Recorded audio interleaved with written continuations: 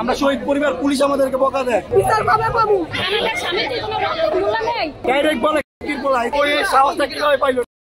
বিগত 1 বছর হয়ে গেছে, আজও জানি না আমার ভাইয়ের কবর কোনটা। আসামিরা বাইরে ঘরে নতুন কি করে চামড়া তুলে নেব আমরা। আমার হাজবেন্ড মারা গেছে, আমার 3টা বাচ্চা রেখে আমি আজকে রাস্তায় নামছি। কেন আমি আজকে রাস্তাতে নামছি? শুধু তারা আমাদেরকে নামাইছে। প্রত্যেকটা স্বৈরাচারের বিচার চাই। বিচার পাবে বাবু, একটা বছর হয়ে গেছে, এখনো একটা বিচার পাবে কেন? বিচার তো পাইতাছি না। আমাদের সামনে কোনো রক্তের মূল্য নেই, কোনো রক্তের দাম নেই এদের কাছে। আমরা শহীদ পরিবার, পুলিশ আমাদেরকে বকা দেয় খারাপ ভাষায়। কি বলে?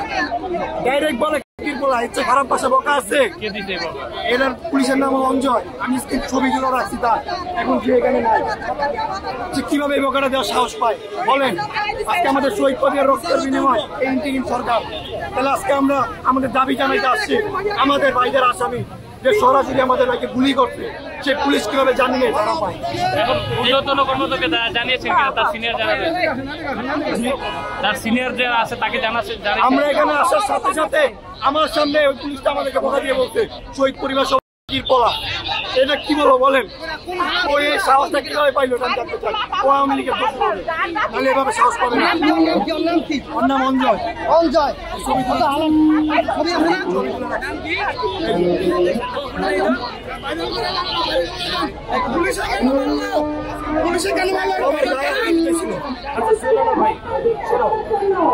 যেটা করছে যদি করে থাকে আমি দায়িত্ব নিতেছি, আমি কথা দিচ্ছি তোমাদের সাথে। আমি এটা প্রপারলি অ্যাড্রেস করব।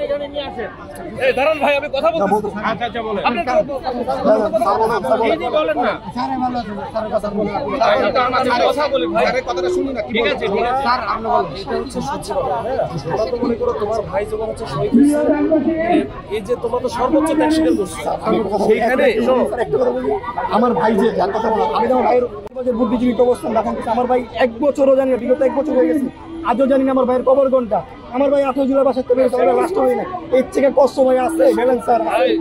আর আরেকটা কথা বলি, মানে কি তার হচ্ছে সে তো মানে তোমাদের সর্বোচ্চ, আমাদের যেখানে অনেকের হাত নাই, চোখ নাই, মাথা নাই, ঠিক আছে, কিন্তু সে তো মারা গেছে। আর তো কিছু ভালো লাগে যেখানে টাইম শহীদ টাইম, ঠিক আছে, তাকে গুলি করা হয়েছে, ঠিক আছে, তার ভিডিও ফুটেজ সব কিছু আছে, ঠিক আছে। তার আসামি কিভাবে জামিন পায়? তাহলে আমাদের ভাইদেরকে কারা মারছে? কি এই বিষয়গুলো জামিনটাতে নিয়ে তো দেয় কি হয়েছে না হয়েছে আমরা আসলে বিষয়গুলো আগে যেহেতু জানা হয়, আমরা বিষয়গুলো খোঁজ দিতে পারি না। এখন খোঁজ আমি যেমন ডিসিশন করতে বলছি, এই বিষয়টা টাইমের যে বিষয়টা এটা জানাচ্ছি। মিডিয়া ভাইরা তখন সবাই শুনে।